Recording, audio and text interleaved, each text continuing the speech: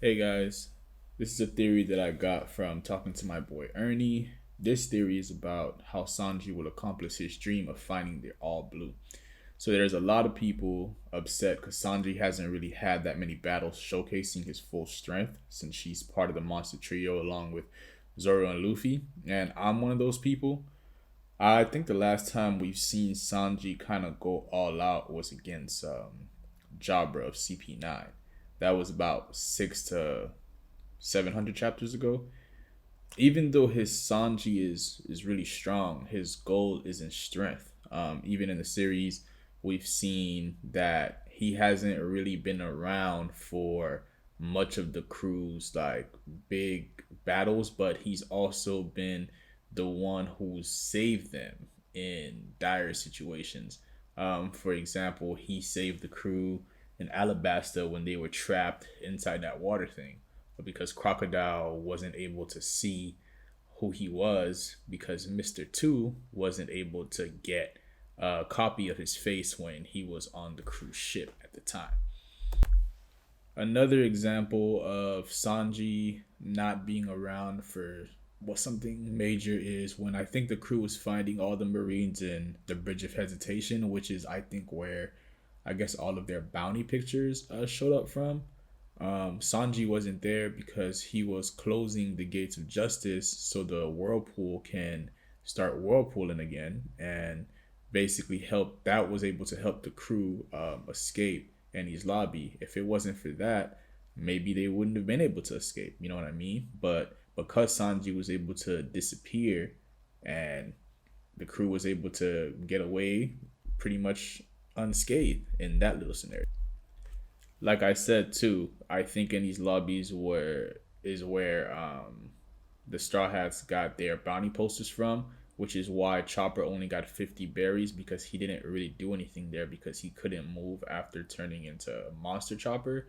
But Sanji wasn't there, so he didn't get a bounty poster, which also helped Sanji also be more stealth like because when the crew would land anywhere and they would be known based on their bounty posters, Sanji was the only person that could move around freely because his bounty didn't look like his face. It looked like Duval, pretty much. So Sanji also was able to evade the Marines for so long because his actual face didn't come out after we saw what maybe Dressrosa. So that means up until Dressrosa, nobody knew what Sanji looked like, and he was part of Luffy's crew and one of the strongest people on Luffy's crew.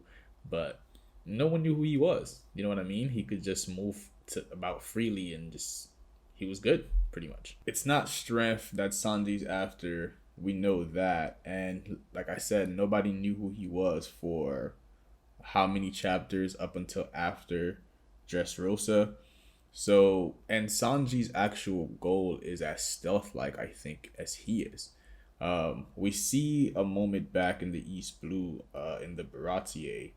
We saw Sanji tell Luffy about the All Blue, about it being an ocean where all the sea life from all the seas in the world come together, and how he would like to find it because it's a chef's paradise. That gets Luffy immediately excited and he's like, all right, well, join my crew to find the All Blue. You know what I mean?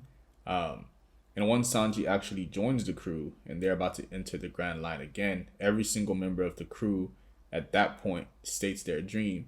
Sanji once again reiterates that his dream is to find the All Blue. And since then, we hadn't really seen him try to find it or even ask anyone he's met on the Grand Line about it.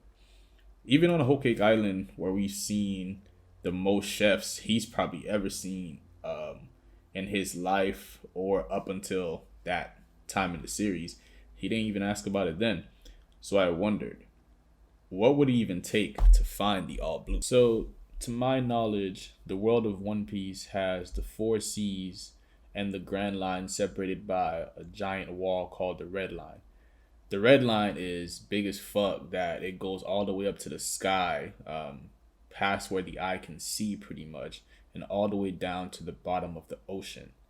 So I got to thinking, what if the Red Line is the product of a devil fruit power? You know, wouldn't that kind of make some sense? What if 800 years ago it went up during the Void Century? The Gorosei, the five elders, have control over the entire world. So it may have been a lot more difficult to control if the world wasn't separated by the red line. Imagine you're the Gorosei and you've just won the great war that was fought during the Void Century, and you now have control over the world, and its kingdoms have basically decided to bow to you, right? And you realize that there's a lot of secrets that basically lie in the Grand Line and a lot of power that lie in the Grand Line. What do you do? You would probably try to do something to separate the Grand Line from the rest of the world and make it a lot more difficult for the rest of the world to access it, to be able to discover the secrets of the Void Century.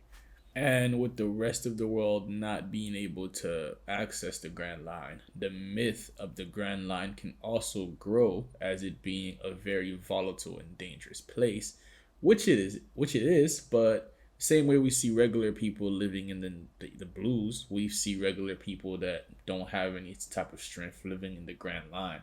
I don't really think it makes a difference where you live, except because of like that red line separation, they just are a lot more ignorant to what's really out there, basically. I mean, it's not a bad plan. It makes it a lot difficult for people to just really cross over. But that, I think it also made it difficult for sea life, as well, to swim back and forth. Imagine all the creatures that swam across and couldn't get back, and vice versa. So my theory is basically during the final battle, Luffy or Blackbeard will break the red line and basically kind of open up the world again and basically make it free, because Luffy will learn, or Blackbeard will learn, that the red line is a prison for the world, and one of them will break it. Luffy will probably do it with a punch. Maybe he'll uncover some new kind of like hockey and do like a giant Kong gun that will basically smash the red line to pieces. And I think Blackbeard would probably do it with a quake so massive that the red line will just break. It'll probably be legend like 1,000 years later. Once the red line basically breaks, that will stop the impediment of all the sea life that couldn't get across, and they'll be able to swim freely as they choose. Sea kings, whatever you want to call it, any type of fish that you can name in that world will be able to go wherever they want in the world. And that will basically create the all blue, because maybe one day somebody fishing in the East Blue could find a fish from the other side of the world, and vice versa. So I think the all blue will just be created due to Luffy or Blackbeard breaking the red line, that I think is the product of a devil fruit power, or they will defeat the person who created that power in the first place and be able to, have it broken. And yeah, that's my theory, guys. So let me know what you think. If you're fucking with it, like the video, leave a comment and share, and don't forget to subscribe to the channel, and I'll catch you guys next time.